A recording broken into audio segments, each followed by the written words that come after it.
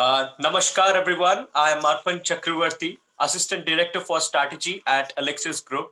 And welcome to the last and the final session of Shakti Dialogue, which is held in collaboration with Center for Land Warfare Studies, Delhi.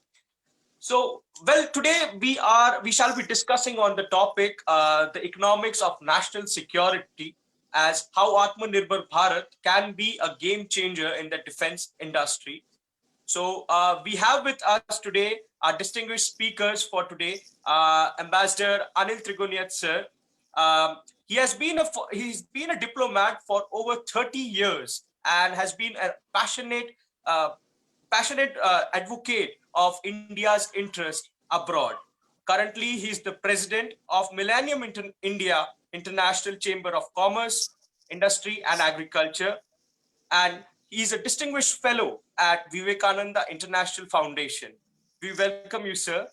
Thank you. The second speaker for today would be Rear Admiral A.K. Verma, VSM. He has a rich experience of 34 years in the Indian Navy. He was former head of Garden Reach Shipment Builders and Engineers Limited, and currently he's serving as an independent director at Andrew Yule and Company Limited. Third, our very own Dr. Manjari Singh. She is an associate fellow at Center for Land Warfare Studies. She earned her doctorate from Jawaharlal Nehru University, New Delhi, and she regularly writes on military affairs. So I welcome all of you. So today's key issue in this debate has been for a long time, and this issue is regarding India's defense requirement and recent announcement which were being made by Honorable Prime Minister Narendra Modi. As he specifically said that India at this point of time needs to improve the indigenous defense capabilities. So I would like to touch upon a few thoughts to set the direction for this whole discussion for our speakers. So firstly, I believe that it is a dream of every nation to be self-reliant, especially on the matters of national security. The question always stays as same. Does India have the capability to be self-reliant? I am an India optimist, and I see it very clearly through the trends and the narratives which have been going across the world. Because, for example, earlier it used to be the whole Indo-Pacific area used to be called as Asia-Pacific. But now at this point of time, there is a shift in the global discourse. And now that area is being called as Indo-Pacific. Various countries have been showing across their own strategy for Indo-Pacific. So as I see here that India gears up to adjust with this whole new structural reality, India has to gear up. Secondly, the most important question, which happens to be the capacity and the capability of the defense industries in India.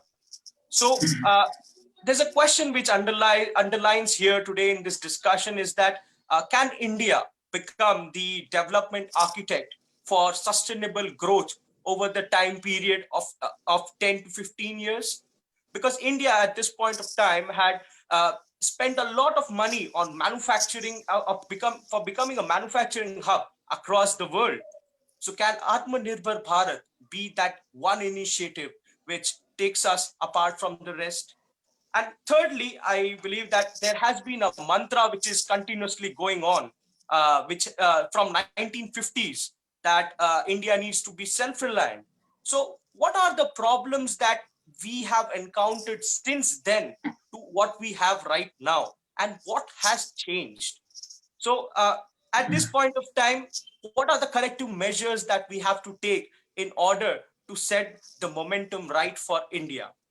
And because especially the whole world at this point of time is looking up to India, I open the floor for discussion, and I invite Ambassador Anil Trigoniat sir to enlighten us on this particular issue in hand. Thank you, and good evening, Arpan, for setting the tone for discussion. I would like to thank the Alexis Foundation and Shakti Dialogue and Clause for this invitation to share my thoughts. I'm very happy to see the esteemed panelists who have tremendous expertise and experience in this area. So therefore, I would also try to limit my thoughts to essentially the points that you made. Now, as you know that Atmanirbhar or self-reliance with a difference in defense and security is a prerequisite for any sovereign nation. That is a given. It is also desirable and is unquestionable. It has several components and essential ingredients. That is also a given. We are the second largest importer of arms and ammunition. That is a fact, which means we are a market no country can afford to ignore. It gives us a leverage. Hence, we talk of economics of national security. In my view, I would like to add technology to it.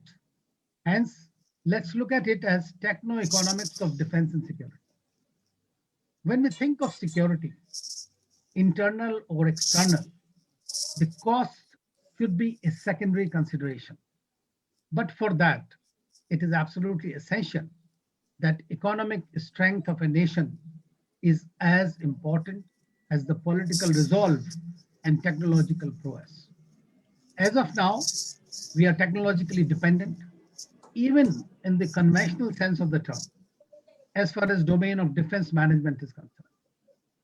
We have, except of some exceptions, not been able to utilize the transfer of technology, which has been an intrinsic part of our import substitution process or the imports themselves. We have had various offset policies and whatnot. Public sector, I guess, has done as well as it could under the local and international constraints, but could have done much more and can do far better.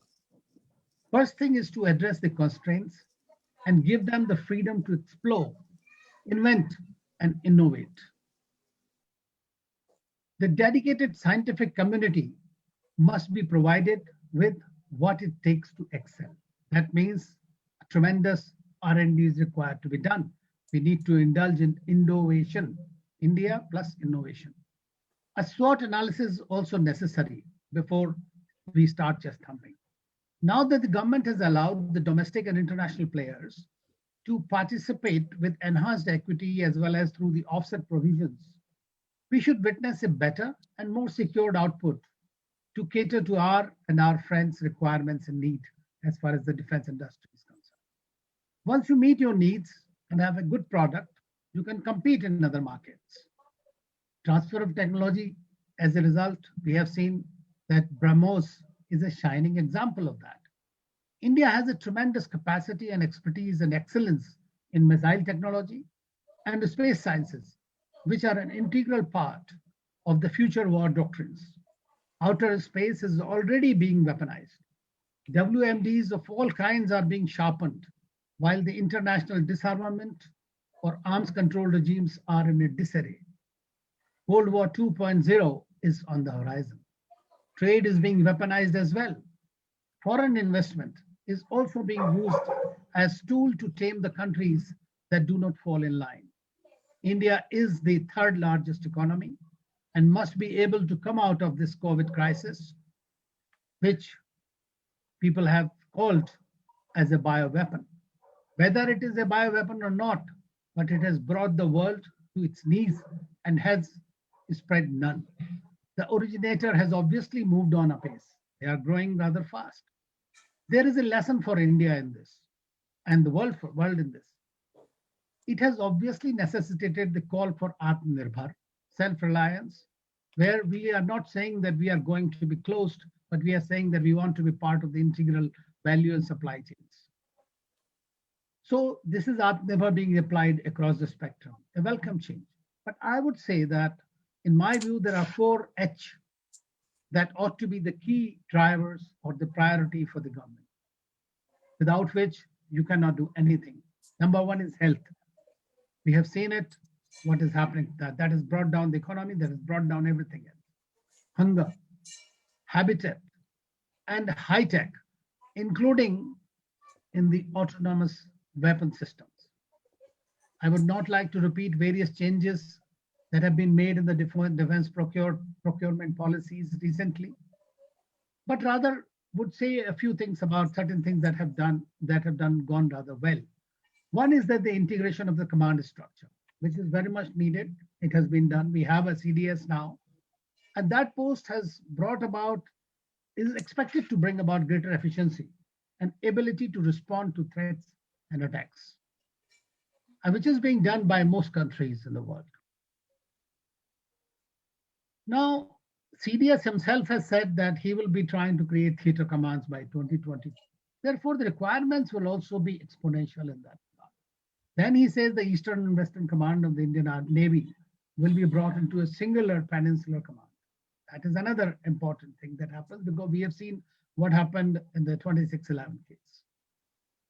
We also need to smoothen the procurement process in the meantime, as we become self dependent on various things, because it is important to plan, it is important to acquire the best that we need ourselves rather than scrambling for it at a later date. It is important to have a transparency in defense deals. That is absolutely essential, more so in a democracy.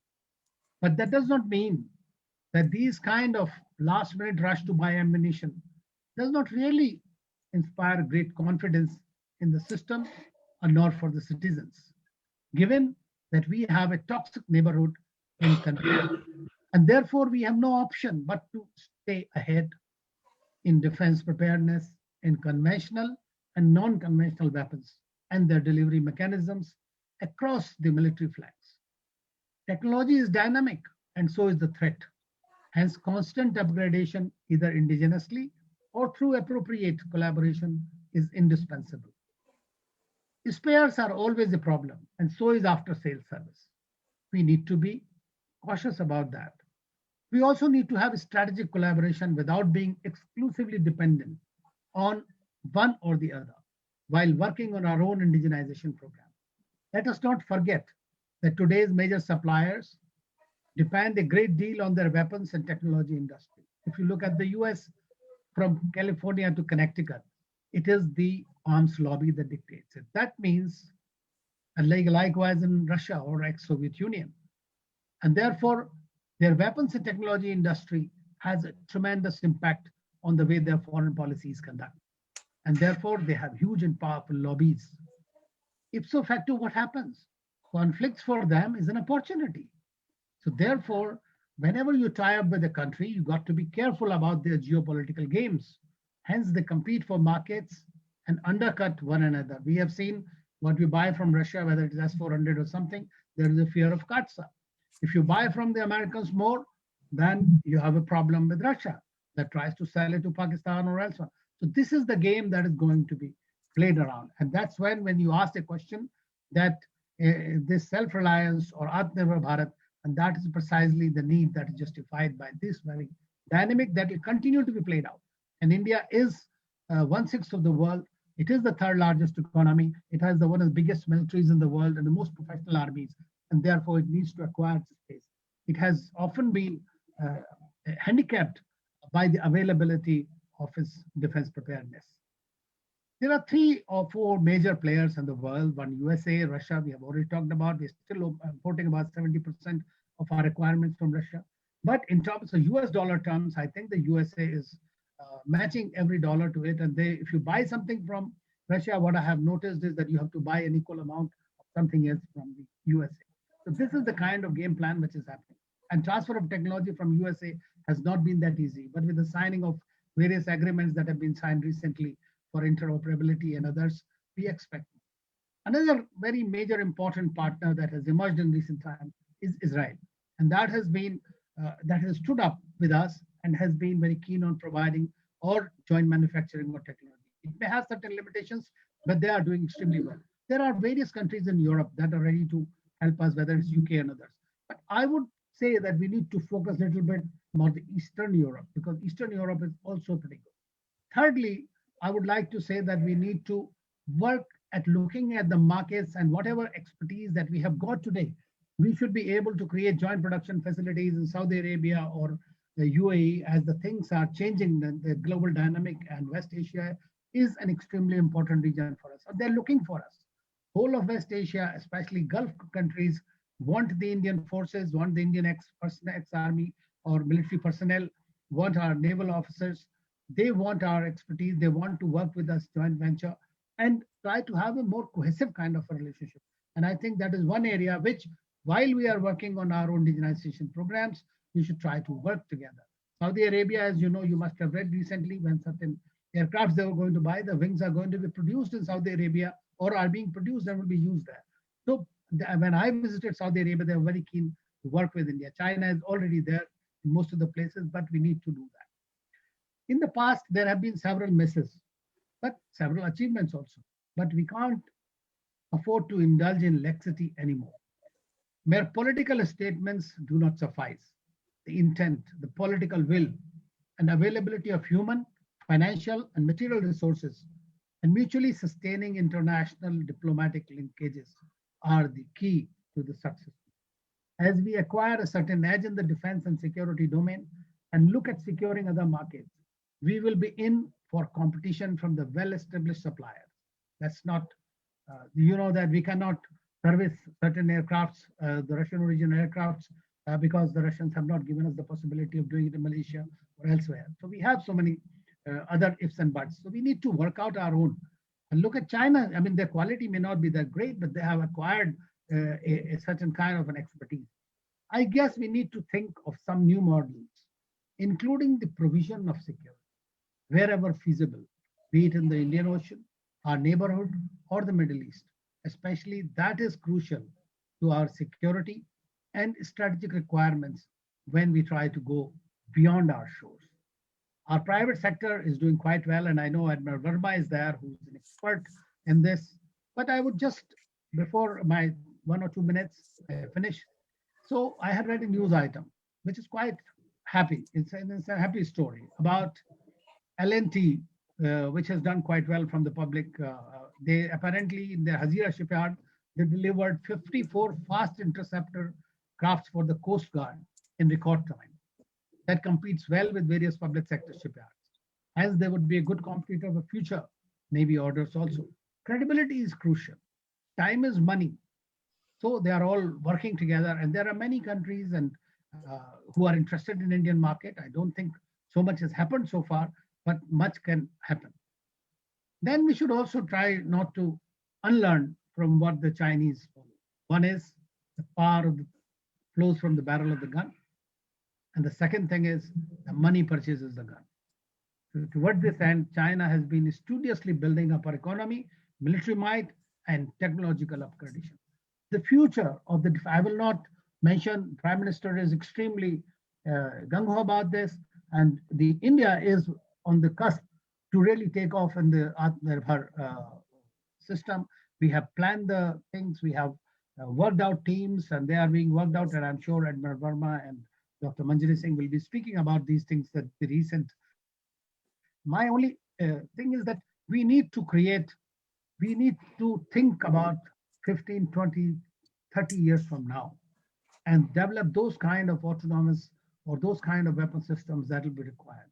Today, one cyber attack can destabilize the whole system. So therefore, we need to be one notch above, because not only for our neighborhood, but for the people that who will depend on your security umbrella, which we should be able to do that. And therefore, it is extremely important. Today, the world is very heavily divided, but India is on the right cusp. India is being respected, supported by everyone, despite their own geopolitical differences, and we must learn to take advantage of that. I'll stop here. I'll be very happy to answer questions. Thank you so much. That's a really interesting take on this current issue at hand. I would like Admiral A.K. Verma to give his opening statement. Thank you, Arpan. Uh, Fellow panelists and all the people who have joined virtually to this seminar. First of all, I must thank Ambassador for putting the whole context in a very, very detailed and in the right direction. Thank you, sir, for all those insights that you gave to the domain of building Atmanirbhar defense. Well, I will start from what Arpan mentioned about Indo-Pacific, how it has changed from Asia-Pacific to Indo-Pacific. Why I'm mentioning it is not because I was in the Navy, but also because I think that is where the security scenario is going to play out in times to come. Uh, the big change that has happened because of that is that the Indian Navy in the past was basically concerned about IOR, what you used to call Indian Ocean Region. And I remember in the 80s and 90s when we used to sail out, uh, our aim used to be to see the SLOCs, the sea line of communications, are safe, anti-piracy measures, and generally things around the Indian Ocean was our target area. But the Indo-Pacific has now brought a new dimension to it.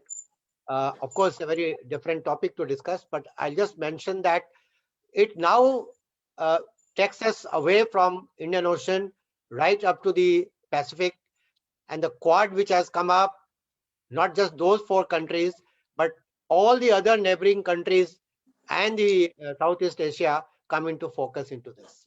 So both geopolitically and defense build-up, there is a different ball game that is going on now, and especially with the Chinese incursions that are happening, their intentions in the South China Sea, the string of pearls that they are bringing around India. Their base in Djibouti, Gwadar port through CPEC, uh, the Hambantota shipyard in Sri Lanka, their incursions in Maldives. So all this puts a little bit more responsibility onto the shoulders of Indian Armed Forces, and especially the Navy. The ambassador mentioned about Navy is trying to create the Peninsular Command. Actually, it's going to be called Maritime Command. It will not only include the Eastern and the Western Command, but also the Andaman Command. So these are all going to be our thrust areas. But most importantly, the threat of China, the Indo-Pacific, it also says that the Indian Navy and the armed forces have to become much more stronger. Now, how do we become stronger? That is the basic issue. And I think today's topic of discussion is based on that, the AatmaNirbhar aspect of making our defense much more stronger.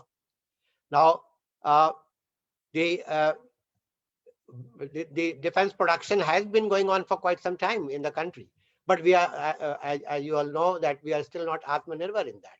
So before I come to what AatmaNirbhar is going to be doing and whether it is a game changer for the Indian industry and the foreign companies, I'll just put a little context to this whole defense production that is happening in our country.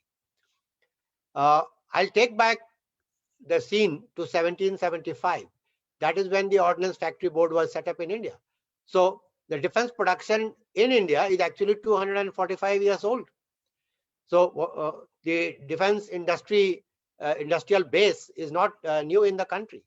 And yet we are still not fully Atmanirbhar. The reason is very obvious.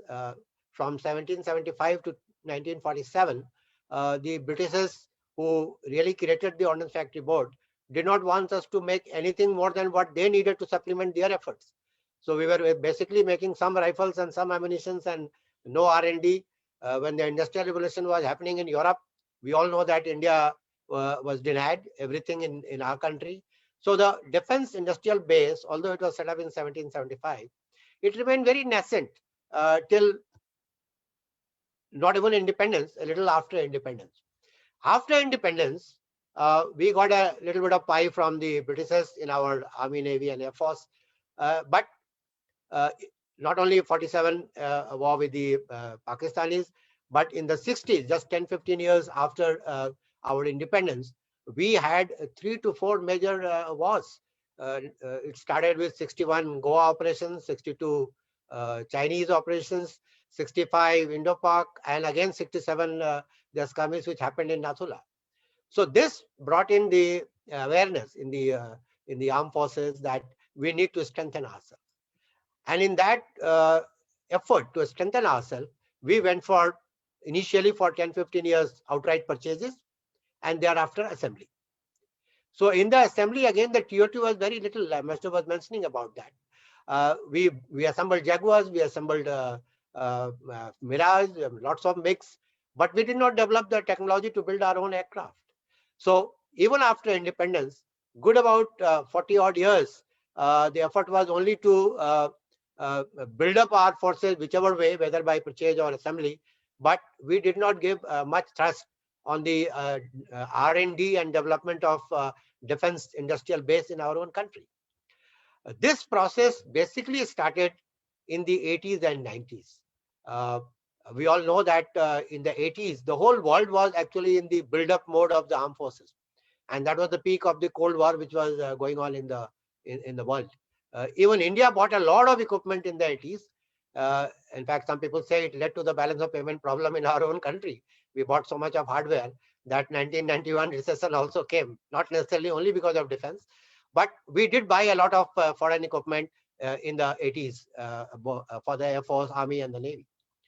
But in the 80s and 90s, first time the government also started what is called the indigenous R&D efforts. We started working on our missile programs, some of the electronics, the radars. We also started working on aircraft design, helicopter design. It took time thereafter, but the R&D efforts started in that phase. The change to Atmanirbhar thoughts started from turn of the century. I would say in 2001, when for the first time, the Indian defense industry was opened to the private sector. Prior to that, it was all within the domain of the DPSUs, the OFB, and the DRDO. In 2001, the private sector was given access, the licensing process started, and the involvement of private sector was brought in.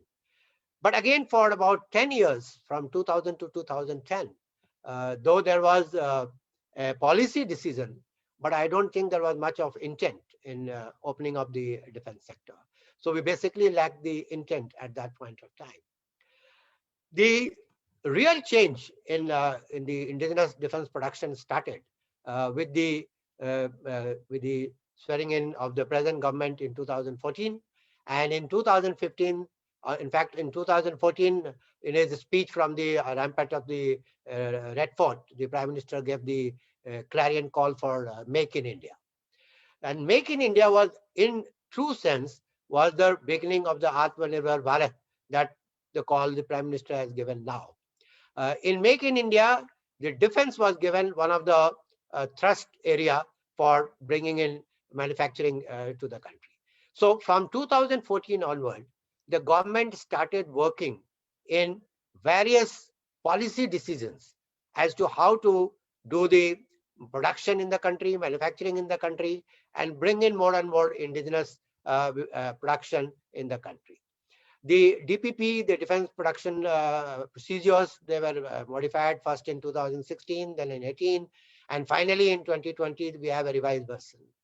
A lot of other policy initiatives were taken by the government to bring in the Atmanirbhar Bharat. And I would like to flag here three basic change. I call them the pillars of the defense Atmanirbharta that we are looking at. The first one is the FDI. We initially announced in 2001 FDI of 27%, but we all know that 27% doesn't give you any headway at all. Nobody is going to invest if he's going to own only up to 27%. The change came in 2016 when the FDI was increased to 49%. But the real change has come this year when the finance minister announced 74% automatic FDI and up to 100% on case-to-case basis. So this FDI change is the first pillar of Atmanirbhar Bharat, which is bringing in the change in the indigenous production in our country. What it has done is that a lot of foreign countries are now feeling comfortable to come to India and do business. You now have the Boeing, the Airbus, Lockheed Martin, Thales, Raytheon, every famous foreign manufacturer, they are all coming up and trying to tie up with the private industries and create MOUs, and also they are also setting up the R&D organizations in the country. Today, if you go to Bangalore and Hyderabad, the Boeing, Airbus, all these companies have set up their R&D bases also in India, because they know that when they will start working on the projects in India, they will have to do R&D in the country. So the FDI regime change is one of the game changers that has happened as far as the Atmanirbhar Bharat in defense is concerned. The second pillar, according to me, is the strategic partnership model that the government has introduced. What used to happen in the past, that because our own DRDO and R&D efforts were not bringing in the latest technology, so we used to go and import the equipment from abroad. The classic example is Rafale, though LCA came up, but LCA was not meeting the requirement of MMRC that we needed. So we still went for Rafale. So what strategic partnership is trying to do is to identify the niche technology areas where we can now call the foreign collaborator, have one of the partner from India, whether it is private or public, and then set up that R&D stroke production facility within the country. So a strategic project or strategic partnership is the second pillar on which Atmanirbhar Bharat is going to be established. And in this, there are four major projects that the government is looking at. One is, of course, the submarine project, which is at advanced stage now. Ambassador mentioned about L&T. L&T is one of the stakeholder in that, player in that. The second is the fighter aircraft. That project is not yet come to the bidding level. The third is the naval helicopters. That is also moving quite satisfactorily. And the fourth is the armored vehicle for the army. So these niche technology area is another area where Atmanirbhar Bharat initiatives under strategic partnership is going to be bringing in. The third thing which has happened under Atmanirbhar Bharat is that the government has now started publishing the negative list of items. Now, what used to happen earlier, that even if there was a little possibility to build those equipment in our country, we used to go and import it. But now government has come out initially with 101 item negative list.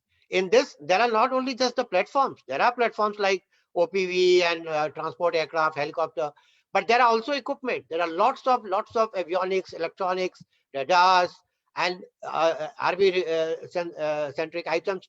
They have also been put into this negative list, which means now the armed forces cannot import them. Now, all these foreign countries are also looking at this negative list and trying to tie up with the medium level companies which are there in India. There are 250 companies in India today who are into this equipment development area. So many of these companies like Thales and Raytheon, they are not tying up with Tatas and Mahindra. They are tying up actually with all these smaller companies in the private sector, and they are looking at developing these equipment and supplying to them.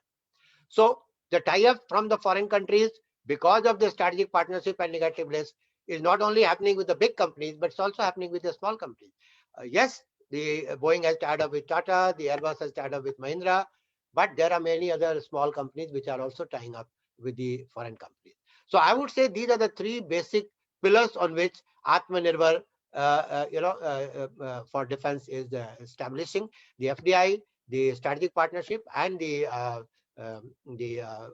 negative list. But I will end my initial talk by saying that these pillars are all right, but we do need intents as well.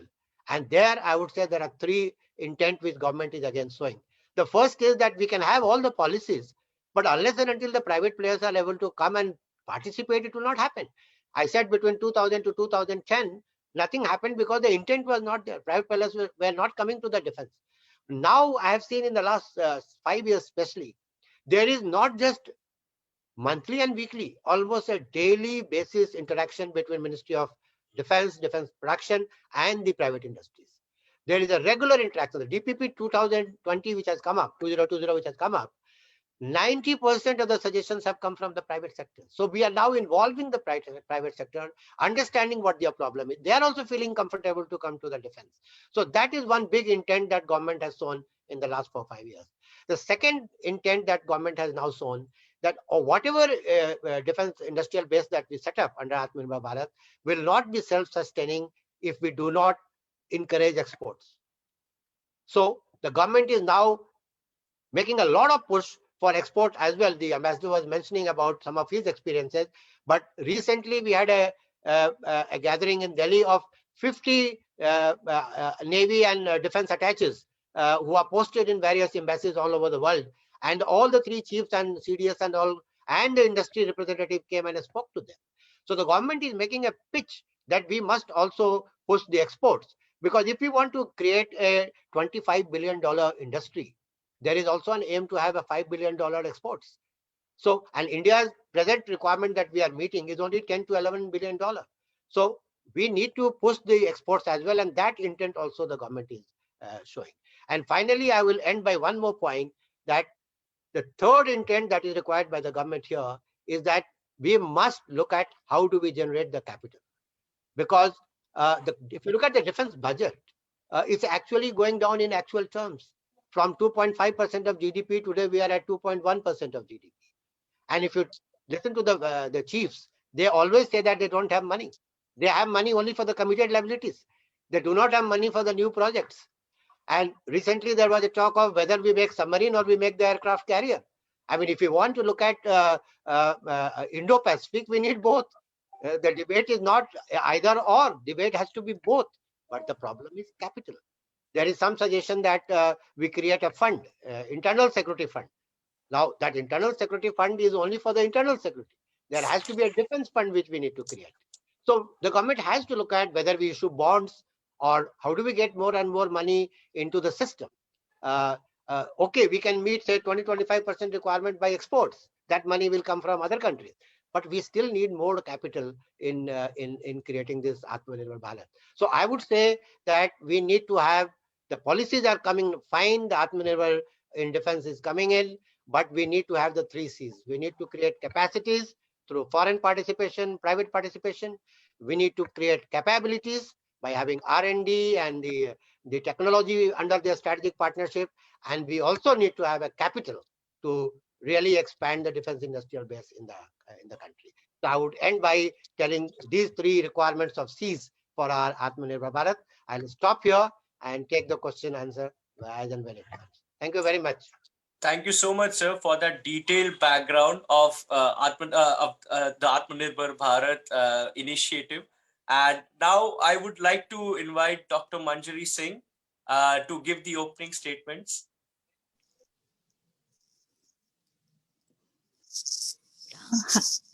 Hi, thank you, Arpan, and thank you, Alexis Foundation, for having me. Like having zero knowledge on technical aspect of the subject, what I'll do is I'll look at this subject from a sustainable development point of view. So, in the present context, there are 3 dominant and parallel changes that have happened, that have taken place world over. One is the drive for sustainable development goals, the drive to achieve sustainable development goals, or the Vision 2030. Second is the multipolar world order. And third is the changing character of warfare. Like with the changing character of warfare, what we have seen is that there is inclusion of different domains of warfare, such as cyber, space, information. So while all of this is happening, is where the indigenization, or where self-reliance in defense industry has gained traction. Now, with China's rise, what we have seen is that one thing is very clear, that to expand your sphere of influence, what you need is economic prowess. That is the first precondition, to have economic prowess. Unless you have that, you will not be able to invest in your defense capabilities.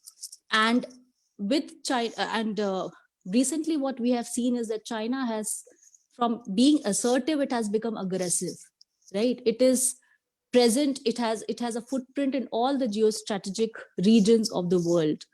And pandemic or no pandemic, one thing is again clear, that the traditional securities are going to stay. Traditional security will be a paramount condition. So in that context, when I bring in sustainable development goals, like I said, it is important to have economic strength. And it will be, the first precondition to have economic strength is through building innovations, industries, and infrastructure that paves the way for economic growth. So goal 9 of the Sustainable Development Goals deals with innovation, industries, and infrastructure, and it in return it sort of uh, paves the way for goal 8, which deals with decent work and economic growth. So while all of this is happening, Atmanirbhar Bharat becomes important for India. Now, Atmanirbhar Bharat is not just an official declaration, it is a national commitment that needs to be fulfilled. Unfortunately, what is happening is that there are three main dimensions in Atmanirbhar Bharat that have not been properly taken into consideration. Uh, I'm not saying this. This is what the analysts have said, that lead time has not been taken care of. Technological inputs is something that requires attention. Financial implications of designing indigenous weapon system is something which is required. And if we add a fourth dimension to it, it is easy access and cheap availability or procurement of basic components for like defense production. So in that context, like what we have seen recently is that I think it came in the newspapers recently that there is a urge to have Atmanirbhar Bharat, Atmanirbharta in terms of telecommunication industry, and that is there because there is a threat from cyber. There is a cyber threat that is prevailing from China. So all of these sort of challenges need to be taken care of. Uh, Sir has already talked about the DPPs, that how from 49% capping of foreign investment in defense sector this year, the it has increased to 74%. However, to achieve these goals, India needs to combat certain challenges. And these challenges are like 7 or 8 in number. First is the trust deficit that is there between the civil and military alliances. So to bring in private industries, there has to be a trust building mechanism. I mean, I had attended one of the conferences of Artec, and they were saying that the industries were presenting their point of views, and what they were saying is that there is a trust deficit. We are not seen trustworthy, and that is why we are not brought in the decision making process. Second thing is we have to reduce the trail of paperwork. Third is that India, whether we like it or not, we suffer from an implementation gap. So that needs to be reduced. And fourth is the quality of production needs to be upgraded if we want to have a export of defense weapons. Then the fifth challenge that we face is capacity and capability building. That is something that needs to be taken care of. Another aspect is we have a long gestation period. Like one of the industry people, they were saying that they want to develop some chip, and they were saying that they will, after they get the funds, then they will take about 1 year or 2 years to build the chip. So the gestation period for building products needs to be reduced. Seventh is over reliance on DRDO. So that is something that, because with DRDO, what we have seen is that it has not matched the level of Atmanirbharta that we want. So that is where the push in for the private industries needs to be brought in. Now, what these are the negative things that I have said. These are challenges that I have talked about. But the another major challenge is that when Sir talked about strategic partnership, I think that we were delayed in building strategic partnership. We started strategic partnerships only in 2000s. We should have done that before, so that we could have more defense trainings and defense cooperation with major countries in the world. But I'm optimistic by saying that the recent visit of our army chief to Saudi Arabia and UAE, that probably will channel for a greater synergy in defense sector. And in that context, we may not forget, we may expect some defense export in the longer run. As of now, Saudi Arabia has been importing some defense products from Pakistan. So probably we can do that. And especially when we are talking about defense production, indigenization and export, we must not forget that India today is seen as a regional and a global power. And our adversaries and the major nations in the countries have surpassed us in terms of indigenization, in terms of production of military equipments, and in terms of export of these military equipment. So keeping all of these in mind, I think this is the time, this is the correct time when India should foster for, greater Atmanirbharta. Thank you so much. Thank you so much, ma'am. Well, at Alexis Group as well, we have been working on the SDG goals. And I believe that developmental goals are very important. And even Niti Aayog had brought a paper on this as they were talking about this particular issue, focusing on the SDG goals. And I believe that it's a very interesting take, something which hasn't been talked about yet. So thank you so much, ma'am.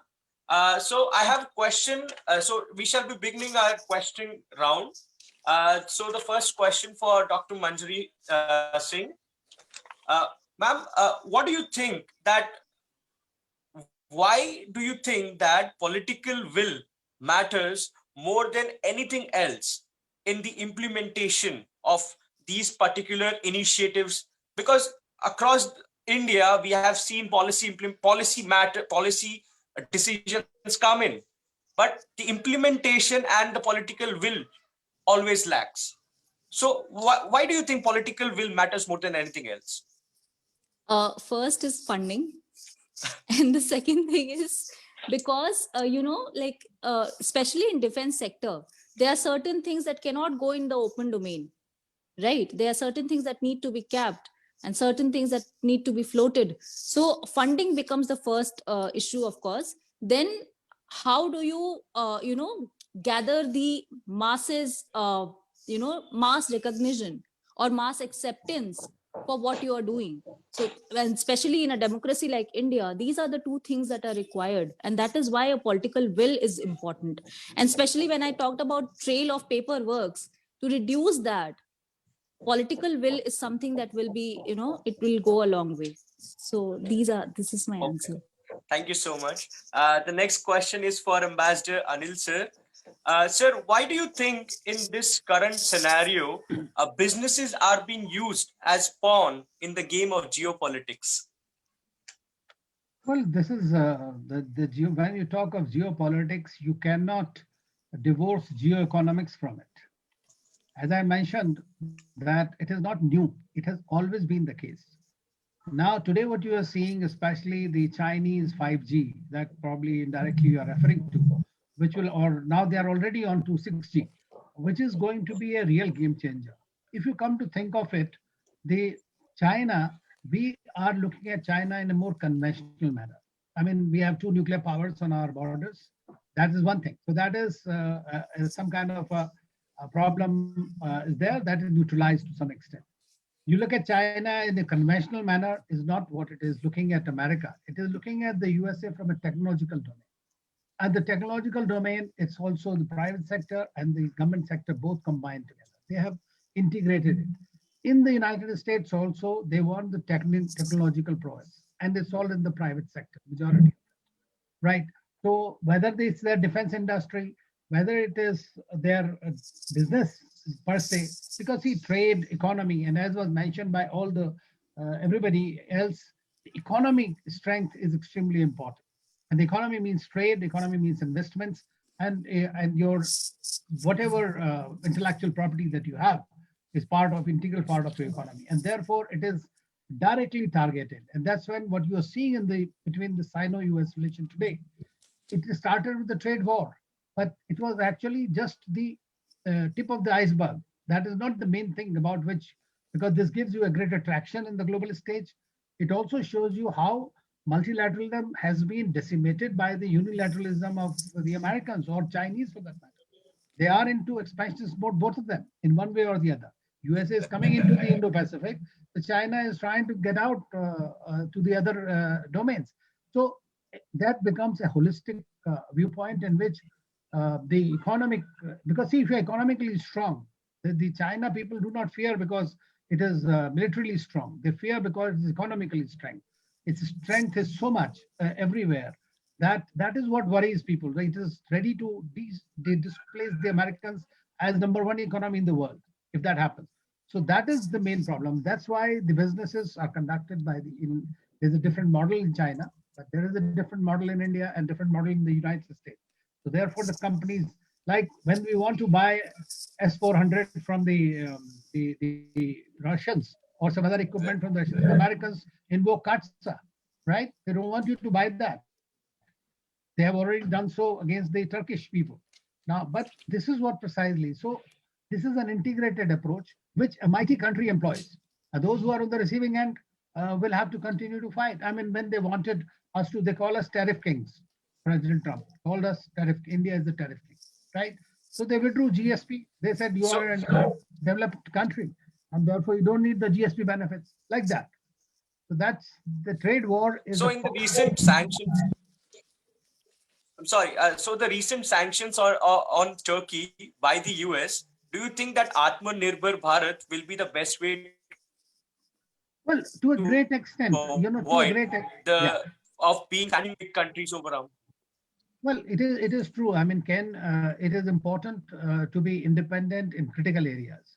And during the last 1 year of COVID, we have seen that criticality has been really compromised, and we have been dependent. We realized whether it is health of the people, like pharmacy. You realize that you are dependent on China for 70% of the APIs. You are dependent on the electronic whatever systems that we are buying, or the chips or something that we are buying. We're dependent on China to a great deal. So therefore, unless you are independent in the critical areas, and defense is one of the most critical areas, you can never be 100% independent in this. But to a great extent, when you are independent, then it makes sense. Because see, there is a competition, and it is like the Russians, the Soviet Union during that time, they went ahead a great deal in the defense preparedness, right, against the Americans, but they did not do so as far as their economic conditions were concerned, and that's why the collapse came rather fast. The Americans, on the other hand, continued with their technological prowess and have become the leader in the technologies. And it's a very different public-private partnership model. Their R&D is the main thing. In various other countries, that is the same thing. So we have to be extremely important. We have to be independent as far as critical aspects are concerned. And here, defense is the most important thing for any country, frankly. So you have really no other way. But it is a long process. It doesn't happen over a time. And as Manjari also mentioned that the time taken, I mean, I have read some of the recommendations by the industry. It is taking 3-4 years, 2 years to get the clearances done, right, by various private sector companies, and 220 odd companies that are trying to get into the defense sector. So their only source of income would essentially be mainly through the government or the funding required from the government. So all these things are extremely important. So now today we have good relations with the Americans. They might be, but if you read their documents when the transfer of technology, it can be plugged anytime. So that is another thing, or the defense equipment that you are using. So one has to be extremely cautious and careful. And I believe that in that sense, to the extent possible. And I believe that, okay, we require conventional methods of war fighting will always be required, but it is going to completely change. Everywhere you have smart armies and smart weapons, and everything is changing. I mean, people are looking at the Star Wars kind of a scenario today, right? You don't need to go to the war. You have UAVs were not known 20 years ago. Today, the UAV is the main equipment to fight for with in the wars, and they are doing tremendous damage. We have seen what happens by Houthis in Saudi Arabia. So that is there. We need to prioritize. That, in my view, there should be two kind of approaches. One is to have conventional strength through our indigenization, and one futuristic, where we should give equal attention, if not more. Thank you so much, sir. So the next question is for Admiral A.K. Verma. Sir, how do you think that India can leverage the foreign investment by towards increasing the R&D in defense manufacturing through the PPP model? Yeah, so this aspect I had already a little bit covered in my opening statements, that under the strategic partnership as well as negative list, now what is happening is that the foreign companies are coming forward and setting up R&D labs in the country. Also, there are joint production of equipment going to take place. Some of the systems are now being jointly produced between a foreign company and one of the Indian company. So that is, although they may not set up a lab, but when they develop a equipment, it is kind of a R&D for that equipment itself. So I am 100% sure that under these two initiatives that I mentioned, there is going to be greater cooperation in the development work, R&D work between a foreign company who has the technology and an Indian partner, and the R&D efforts would definitely take a boost. I have absolutely no doubt on that. That is going to happen in this.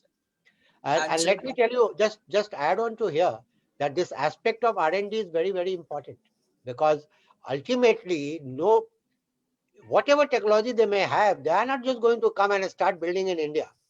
If that was to happen, it would have happened in the last 20, 30 years. There were many governments were positively inclined towards India, but they never compromised on their top end of technology. So, and that is where the aspect that I did not mention in my opening address because it was getting too long. The Indian Navy realized this aspect, and they set up their own design wing, DGND, in the year 1960. So, AatmaNirbhar in Navy started in 1960 itself through R&D. And today, the Indian Navy is building practically every ship in the country, right from an aircraft carrier to a strategic submarine and frigates and destroyer. In the last 5 years, the Indian Navy has inducted 25 ships, all built in India, designed by India. And this has happened by an R&D effort which Navy took it upon themselves. So it's very, very valid point that under Atmanirbhar Bharat, we should not just make some equipment in India and be happy about it.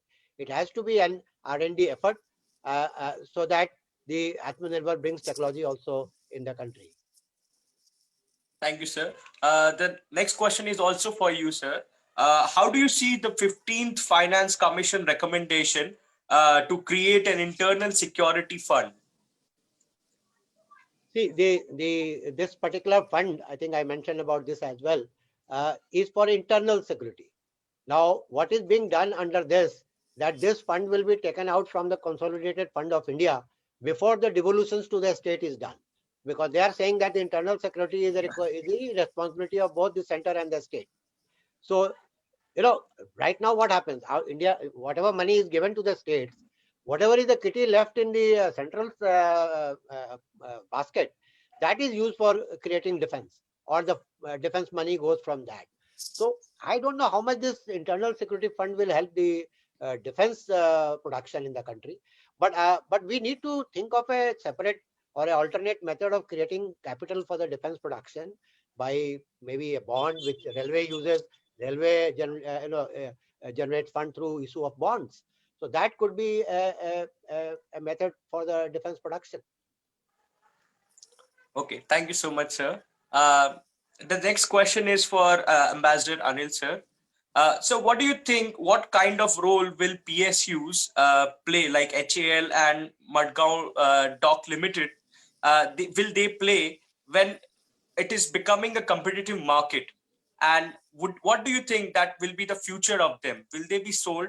Will they be closed, or will they be allowed to have more collaboration from foreign companies? This is an open-ended question. Yeah, actually, May I your take this? last that will be answered better by Admiral Verma. But let me just say that the last point that you mentioned, that they'll be allowed to have strategic partnerships, Yes. joint ventures, create special purpose vehicles for special projects. But let me tell you one thing: the DPSUs are the huge and the basis, and several of them have done remarkably well. And I'm sure Admiral Verma will talk about various shipyards. They have done amazingly well.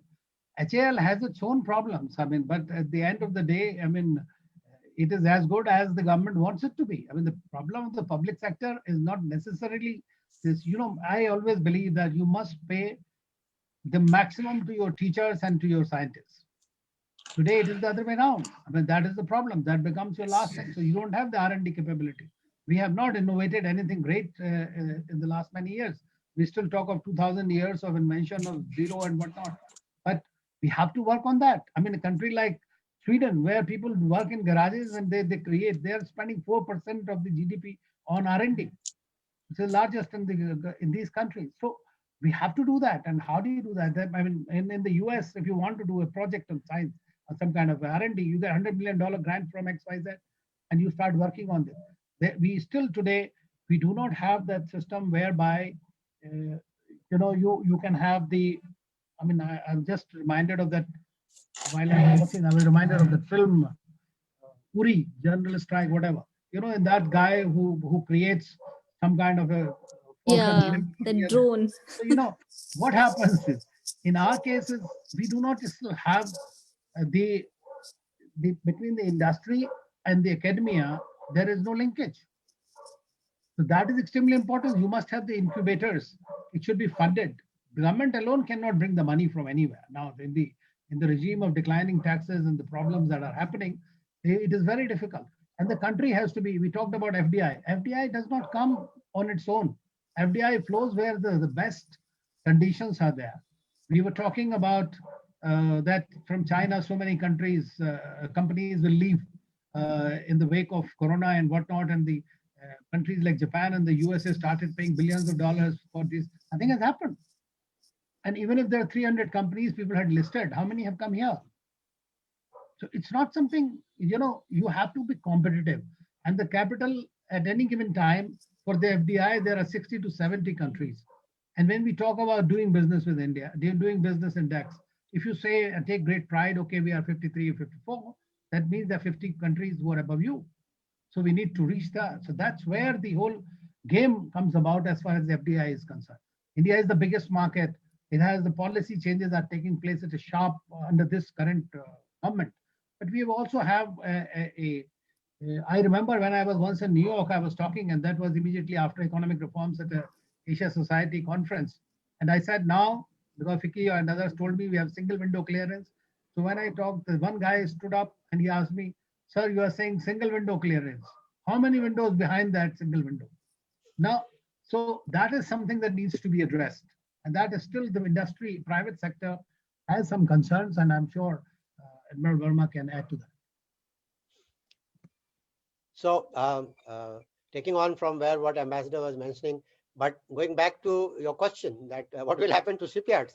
So let me just assure the Alexei organization and the country as such, shipyards are not going to close down. Okay, and I'll tell you why. You see, I mentioned about how DG&D was created in the Navy. Later on, only the major ships are designed by Navy. For example, if you take the example of GRSC Kolkata, which I headed for 5 years, we have got a frigate project, which is design given by Navy. But we make many other ships, fast attack craft, offshore patrol vessel, landing craft, survey vessels. These are all designed by the GRSC design wing. I have a design office there with 100 IIT Kharagpur products. 100 IITians are sitting there and designing the new type of ships. GRSC, in fact, I must, Master may be knowing, the design its ship for Mauritius. We were the first shipyard to export a warship to a country. That happened in 2015 when I was the CMD there, and the Prime Minister had gone to Mauritius to hand over the ship to that country. Now, that design was done by GRSC. So these shipyards, and Majgaon Dock also has a very strong design wing. Bell has got a very strong design wing. Bell employs 3,000 design engineers in their company. I'm sure HL also must be happening. So whichever shipyard or PSU which is taking care of its R&D and design will not close down. Let me make it very clear. Because even in the shipbuilding, you don't need nuclear submarine and aircraft carrier everywhere. There are so many other types of ships which the requirement will always exist. And those will be built by these shipyards for times to come, even for the Navy. even for the Navy. What Navy is unable to build is only the advanced submarine. Otherwise, all other designs are within the country. And India will continue to build these frigates and aircraft carriers and submarines in the 20s, 30s, 40s, 50s, 60s all over. So these shipyards are not going to close down. They will keep meeting the requirement of our country and export in times to come. So I have no doubt that there will be the future of DPSUs, whichever DPSU has design wing is safe. Thank you so much, sir, for that riveting answer. Now the question to Dr. Manjari Singh. So, ma'am, how do you think that the gap between the academia and the venture capitalist whole community can be reduced? And especially when India at this point of time needs innovation to go ahead with this whole Atmanirbhar Bharat initiative. Thank you for that question. You know, like when we talk about, you know, uh, filling the gap between academia and the capitalists, one thing, like everybody else has said, that you know, like you have to invest more in research, right? Investment in research, and then uh, giving jobs to these people who have come out of IITs, and you know, their absorption in the defense industry is also required in the capitalist market as well as in the PSUs. So this is one thing that you can do. Funding, of course. And the third thing, that you know, like our requirements are very different. I mean, if we look at it, India is conventionally speaking, India is one of the countries that fights a mountain warfare, and even when we are not fighting, we have to defend our borders. So to do that, to have different kind of equipments that you need, the procuration is expensive, and to and our people, our academia, our capitalists, they know the requirements. So you have to you know, like uh, therefore you need to train these people. Training is something that is another important aspect. So you have to train these people to know what your you know, requirements are, and then based on that you you know, sort of you know, like introduce them in the capitalist markets. So that's what you do. Thank you so much. So we will be moving to the closing statements by each of the uh, participants here, and I will start with Admiral A.K. Verma, sir. Thank you, Arpan. So I think we have had a very, very interesting, enlightening and riveting discussion. Uh, uh, Taking the discussion back to the topic, that the Atmanirbhar Bharat is a game changer for the private and the foreign companies. I would like to say that the intent to be Atmanirbhar is very much there now in the country, at least in the last 5 years. The government has brought in a lot of enabling policies, which I mentioned in my opening remarks, and they are giving uh, a lot of openness in the system. You know, they are bringing in a lot of openness in the system by which the stakeholders are able to sit together, discuss, and come out with the solutions. That is what is going to be the real game changer. And I have no doubt that with the involvement of the private industries, which is now, to my understanding, they are now quite buoyed about the involvement in defense production. If you look at some of the figures, the out of the $11.8 billion defense production which happened last year in the country, $2.8 billion came from the private industries, which is close to 20 to 25%. It used to be 4 to 5% 10 years ago. So the private sector is already coming up and participating in defense production. The foreign players, as I said, are also now here. They have made a lot of MOUs in India, setting up R&D facilities in India. So I have no doubt that this Atmanirbhar initiative, with right intent that the government is showing, is going to be a game changer for the defense production. And I'll end by on a positive note by giving one statistics to the viewers and the panelists, that the whole exercise was that we should not import much. The ambassador mentioned that we are still the second largest importer of the defense equipment. But there is a silver lining there. the import content in 2010 in our country, the ratio was 30:70. We used to produce in the country 30% and import 70%. That ratio in 10 years' time, with the efforts of the last 5 years, has already started reversing. And that ratio today is 60:40. Our indigenous content has gone up to 60% and import is now only 40%. So I have no doubt that Atmanirbhar Bharat for defense is here to stay, and the initiatives that the government has taken will definitely bring the Atmanirbharta in defense for a strong defense and a strong country. Thank you. Ambassador Anil, sir.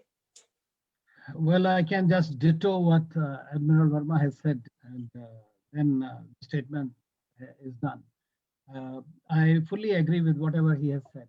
You see, Atmanirbharta is essential for us. There is no go, because a country of India's size and India's regional and global aspirations can do it only when it is technologically superior, it is militarily superior, and economically it is doing extremely well. So all those three things, when they are combined, and of course SDGs and others are very important too, so they need to be pursued. But what I believe that is that we need to must integrate the security imperatives and the apparatus within the country with the technology. Initially, it may have to be imported, but we need to give more focus on the innovation. We must also develop security and technology alignments with the like-minded strategic partners. Now that we have some strategic partnership, it should not remain in the name, because it should not become simply a fashionable thing to say is strategic partnership. It is important that we eke out the benefits of this across the security spectrum. It would require advocacy. It would require a constant analysis, SWOT analysis, and also of the available strategic space and what kind of initiatives can work, a realistic assessment of those, and what kind of strategic autonomy can be exercised in the international discourse by combining with those countries. Depending on our strategic calculations, we need to work together and work for India. And I'm sure, I mean, we are there, everybody counts us. We need to only add a little more heft into achieving our objectives, for which the political will seems to be there now, because we are seeing the kind of initiatives that have been taken by Prime Minister Modi and his team. And we are seeing the interest, global interest in the Indian defense industry. And as I said, lastly, one thing I would like to say, and we should not hesitate to do that. It is good to be a businessman in that sense. We have the second or the first biggest market. Now we must be able to leverage it to our advantage. That's it, I would say. Thank you, Wazir. Sir, I'm very much tempted to ask you this question because you said strategic partnership. Sir, I think strategic partnerships change according to the interest of the countries nowadays. Don't you think so? We have an example in the Indo-Pacific itself, how Quad partners also went for RCEP partnership, while India refrained from being part of that trade agreement. So don't you think that strategic partnership are specifically region-wise and according to the convenience of each country? No, I actually don't. National interest is always supreme for every country, right? And we should not confuse it with this strategic partnership. The strategic partnership is wherever there is a common denominator that the two sides can exploit. Exactly. But of late, what happened is that whenever you want to show that I am a little bit closer to you, man, you sign a strategic partnership. If you do that, that's what I meant. So every country, I mean, India will not compromise its national interest for whatever it is. That is the reason our approach to Quad or the Indo-Pacific is very different from that of the American approach or the Japanese or the Australian. It's not in sync with what they think. They still think it is containment of China, whereas India is not looking at it that way. Even if it means it needs to counter China's influence in the region, because China is countering you every which way possible. It is there, but that is not our policy. So there is even the policy approaches are different. So RCEP is not advantageous to India at this stage because of the relationship we have with the other countries. So we have to work out. They want India because if India is not there, it is the half full glass for them. And especially the market is very important for everybody. And that's why I say that whatever we do, whether it is a strategic partnership agreement, whether it is special and privileged strategic partnership or comprehensive strategic partnership, as we call with the US, India has not compromised its strategic autonomy. We could, as External Affairs Minister very often says, that we have to learn to securitize our foreign policy. That is what is extremely important. Now it can be within the domain of multiple alignments that we have with different partners, bilateral alignments, because we don't like alliance word as it is. So let's call it congruences, convergences, alignments or whatsoever. But the purpose is what serves your national interest best at a given scenario. Even that is shifting. That shifts according to the governments. But the basic premise remains the same. So that's what I would say. Thank you, sir. Dr. Manjri, ma'am. Thank you, Arpan. So I agree with both the speakers. I totally agree with both the speakers, and I have learned myself a lot about Atmanirbhar Bharat today. So to add to it, what I'll say is that the alliances today, both regional as well as global, are interest driven, right? So in that context, in an initiative like Atmanirbhar Bharat becomes relevant, right? It is not just essential, but it is the utmost requirement for the country to go for an initiative like that. To reiterate that, what I'll say is that, during the Kargil conflict of 1999, we were under sanctions, we were under US sanctions, and that was the time when we felt that there was a lag in response because we could not procure defense equipments from outside. So to avoid all of these things, we have to invest and work in tandem to bring in Atmanirbhar Bharat to its upscale, to an upscale. Thank you so much. So to sum up, I have realized this one thing is that the intent and the credibility matters more than anything else. Secondly, the private participation is very much required in the defense industry at this point of time. And it actually reminds me of one of the observation that was being made by Vladimir Lenin. He said there are decades when nothing happens and there are weeks when decades happen. Well, I believe that that's a cliche for 2020, as everyone's here and there, we see that something impossible is happening, whether it concerns COVID-19 mutating right when we have made our vaccine, or Israel and Middle East countries making peace with each other.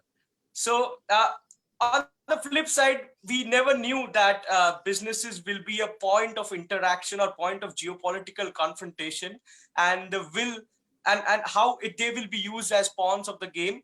And until this year, we never knew that India has the largest manufacturing capacity in the world. So that's what in the end I would like to thank the whole team at Elevation, chairperson Mr. Aditya Singh, and every person who have been working relentlessly from last few months to make this whole Shakti dialogue a huge success. And I'm really happy that we are coming to a fruitful end, and we will be submitting our policy paper very soon. And we wish you a Merry Christmas and Happy Holidays. Thank you so much, everyone, for joining us. Merry Namaskar. Christmas and Happy New Year Thank to you so everyone. much. Stay safe. You. Take care. Thank you.